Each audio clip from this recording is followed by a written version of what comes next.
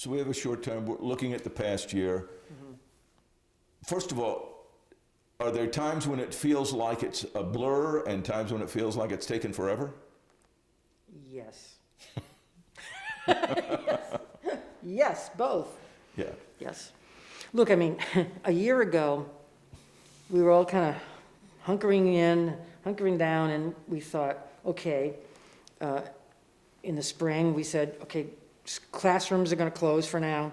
We're going to try to accommodate classroom learning some other way. We staffed up hospitals, medical facilities, and whatnot. We started doing some testing, and we thought, okay, and the legislature adjourned a year ago, I think the 18th. And we all thought, okay, this won't last too long, maybe a few weeks, few months, maybe. Boy, and then Memorial Day came and went, the 4th of July came and went, the July primary elections, Labor Day, and then the back to school issues, and then the election issues in November. And it's been a long haul. It really has been a long haul. Yeah. You know, I think we've done as well as we could, and always based our decisions on fact and medical science, not on politics. Yeah. There must have been 500 moments in the past year when you just sort of said to yourself, my God, when will this be over? Oh, yes. Yes. Many times. I think we all did. We've all said that. I mean, the people of Maine have gone, okay, we'll just hold on a little more, a little longer. And we've asked them to, and they have. They've held on, kept safe, kept isolated, many people have. Businesses, pivoting and some closing temporarily, some changing to a different mode of operation, being very creative, and the private sector coming to our help, coming to us and pivoting and allowing us to use their call centers, their personnel, their staff, making PPE, making drop boxes for elections instead of barbecues, and Bangor Savings that raised money and gave us money to give school kids internet access. Yeah. Tremendous partnerships here and just spontaneous help from all comers, all sectors of the economy. That's been gratifying. And we've gotten through different stages of this pandemic with that help. So a year ago, Monday, I think, you ordered the first state of emergency. Yes. And proclamation of state of civil emergency, and that was kind of a gut-wrenching. Never imagining you'd be doing 11 or 12 more. No, that's correct, 8, I think, but, a lot. Yes, that's right. Yeah. And then a stay-at-home order. And the reason is the law requires them to be reissued every 30 days. Mm-hmm. So it's not like I have a choice, really. If I said, okay, no more emergency, well, first of all, that would be a lie because people are getting sick, people are dying of coronavirus in Maine at this time. You can't pretend that it doesn't exist. The variants are coming, and we've detected them in Maine. You can't pretend that that's not an emergency, a public health emergency. And at the same time, we use the declaration of public emergency to draw down Stafford Act, financial assistance from the federal government, and help, MEMA, National Guard, public health assistance. I just signed a financial order today for using federal funds to spend more than $3 million on vaccine distribution. These things are coming as every day, and that's why you've obviously got some large amount of additional federal money coming. Billions, right? Well, I'm not sure exactly how much Maine is getting. We're looking at the bill now, trying to figure out the differences, what the Senate ultimately passed and the House approved yesterday. Yes, a substantial amount of money to the towns, the counties, the schools, and the state. All of it needed? That's what the Congress said, and I welcome it. No, look, I mean, the economy has been doing economic somersaults, and we need to make sure that our small businesses thrive again. We need to make sure that our hospitality industry makes a great comeback after last year's sort of topsy-turvy season. And that's what we used the federal funds for last year. We had high unemployment rates. We still have high, about 5% unemployment rate last I checked, and that needs to be addressed. So there's funds for that too. You had to make some really hard decisions A few, over the yes. past year. I'm sure things that you never imagined you'd have to do. Stay-at-home order, business shutdowns, all of those kind of things. Did you have moments of doubt if those were the right things to do? I had what I believe to be the best counsel, the best advice that any governor could possibly have, the best cabinet of any state in the country, bar none. And every day we talked and brainstormed, and they said, what if this, what if that? Why don't we think about this, think about that? And it was always a group effort, a team. And these are not political people. They're scientists and medical professionals like Nirav Shah. They're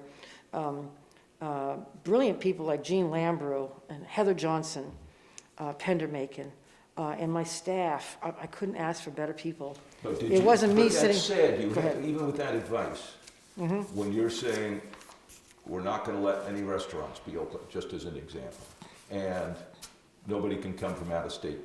Well, it's not quite what we said, but. Well, but without a quarantine and test, quarantine or a test. Did you have moments of doubt when you said, "Oh man, should we really go that far?" We actually didn't go as far as some other states. Like Vermont closed down construction jobs. We never did that. And the governor of Vermont is a construction guy. He basically closed down his own business. We didn't do that. We allowed roads and bridges to be built. We allowed construction to go forward. Building supplies, went through the roof.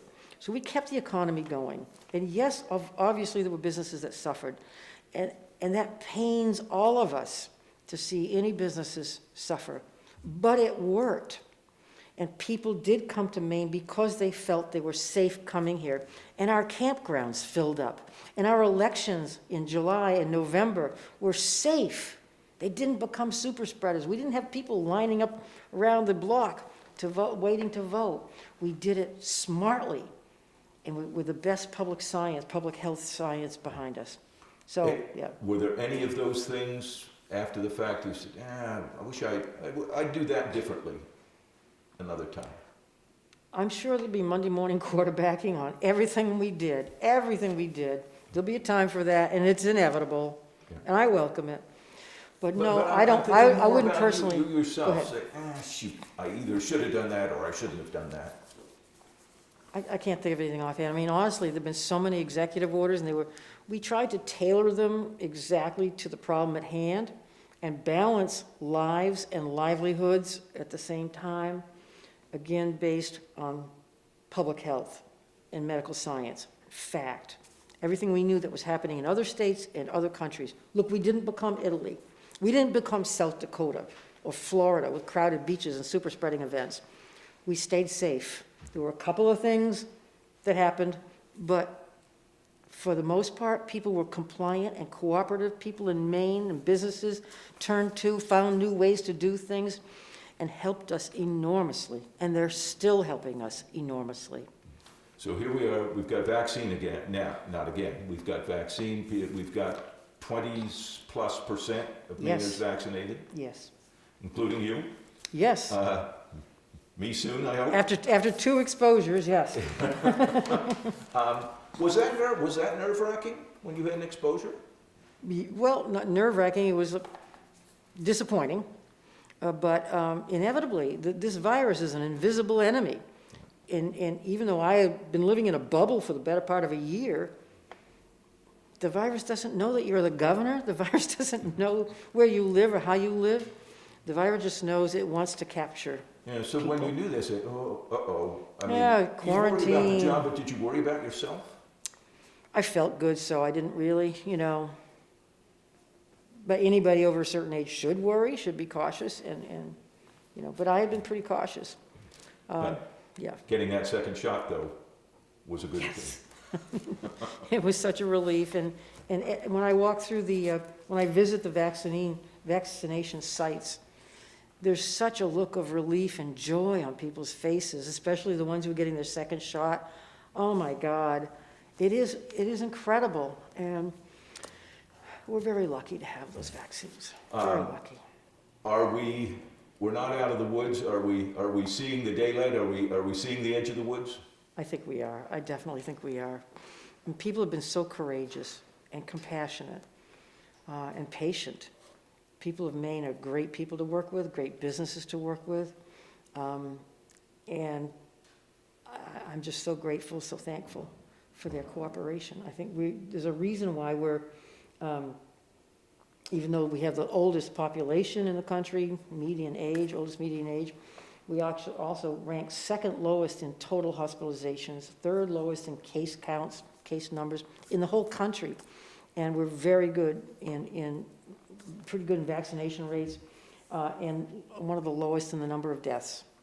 So I feel good about those numbers. Every death is a tragic loss. The loss of a family member, someone's friend, someone's neighbor, and a citizen of Maine. Every one of those deaths, we mourn. 740-something deaths, but we have not been as bad as South Dakota and other states where they've had no precautions and no cooperation, and there have been massive outbreaks. Have you lost anyone close to you? No. Okay. You've had friends get sick? Thankfully. Yes, I've heard from many people who've gotten sick. Yep. And it's, what's really tough is people in nursing homes and long-term care facilities who haven't been able to see or hug their grandchild or their children. Right. Yeah. And that's now, for those people, starting to happen. Yes. I guess. Yeah.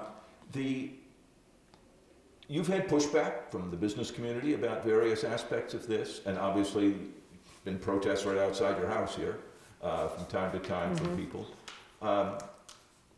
Is there a lot of anger, do you think, from Maine people or businesses about how this has been handled? I think we saw the height of anger just before the November elections. That anger seems to have died down. I'm sure there's a lot. I would like to see a lot more uptake in the vaccination rate. I think, and I fear that there are people out there who think they shouldn't get the vaccine because they're being told to get the vaccine. Honestly, just get the vaccine when you can. When it's made available to you, get vaccinated. This is the most important thing we can do to protect our whole state. Protect our schools, our businesses, our public, our visitors. We may see as many as 20 million visitors this summer as we used to during the tourist season.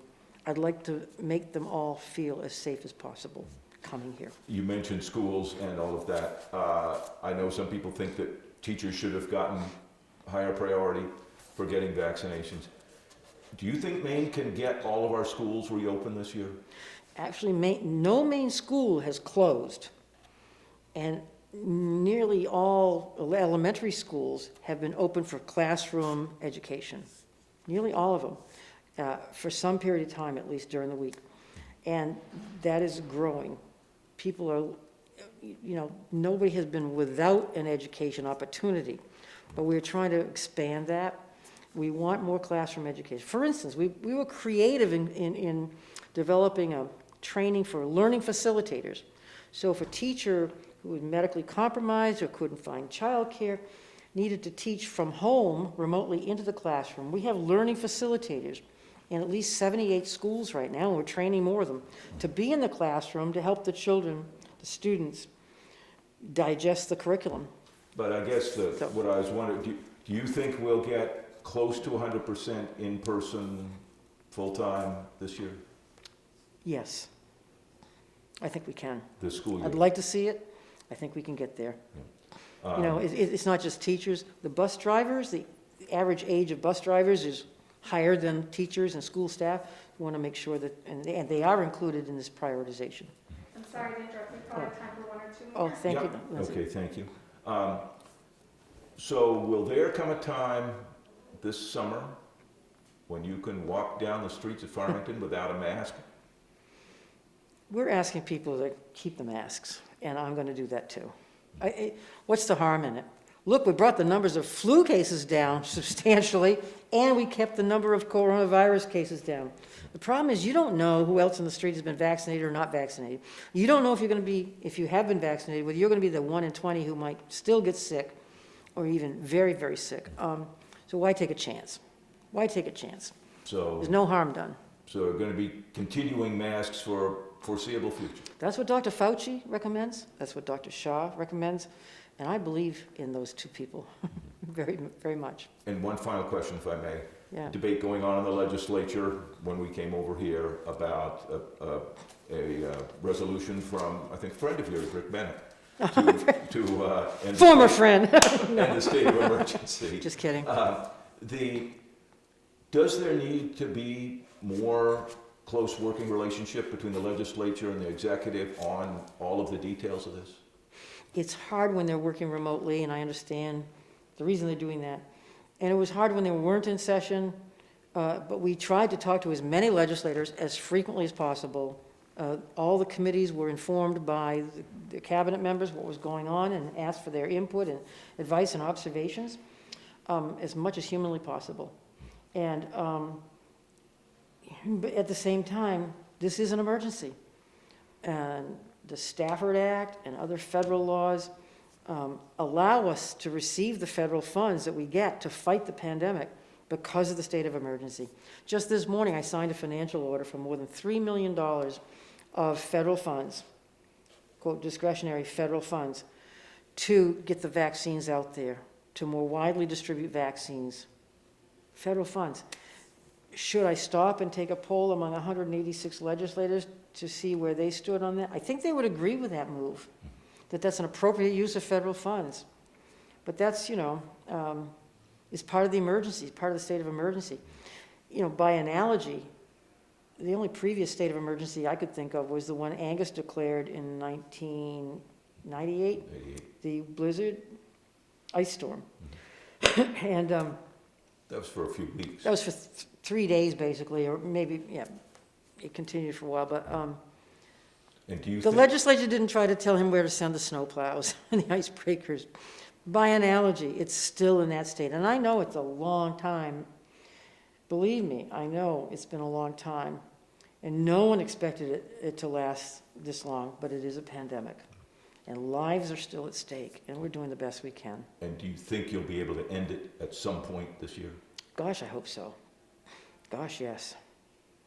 But only when there's this really good uptake of the vaccine, if we don't have major outbreaks, and people keep safe.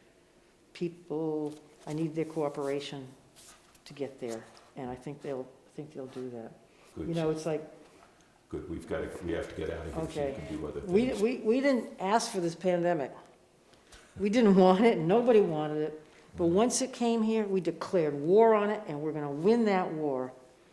And we've done things that nobody ever expected a state to do or a country to do. But we will win this together. And you never expected it. Of course not. No governor's manual about it. No manual. No governor expected to be the person who shut down their state for a time last spring. No governor wanted to be the person who said no more graduations or funerals or 4th of July parades or limiting school in-classroom learning or closing bars. Nobody wanted to be that governor. Nobody ran for governor to do those things. That we've done exactly what we had to do, when we had to do it, and gradually turned up the dial, turned down the dial, in considering the medical facts before us, medical science. And if you do decide to run for re-election, that's what you're going to be judged on, isn't it? I leave it to the people what to judge me on. I do know I get thousands of letters and emails from people all over the state, some of whom say, I'm a Republican, but I like what you're doing. It's just kind of gratifying. But people are feeling safe, and I want them to continue to feel safe. And that's how our economy rebounds as well. We're known as one of the safest states in the country. Low crime rates and low case numbers. We've done a good job controlling this virus as much as we could under the circumstances, and people understand that. Our campground reservations are off the charts, as they were last year. The beaches, hotels and motels are taking reservations. We're going to have weddings again, going to have conferences again, one step at a time. We're gonna get Sorry you. to interrupt, we have to go. Thank you, Governor. Thanks, Don, good to see you Good again. to see you.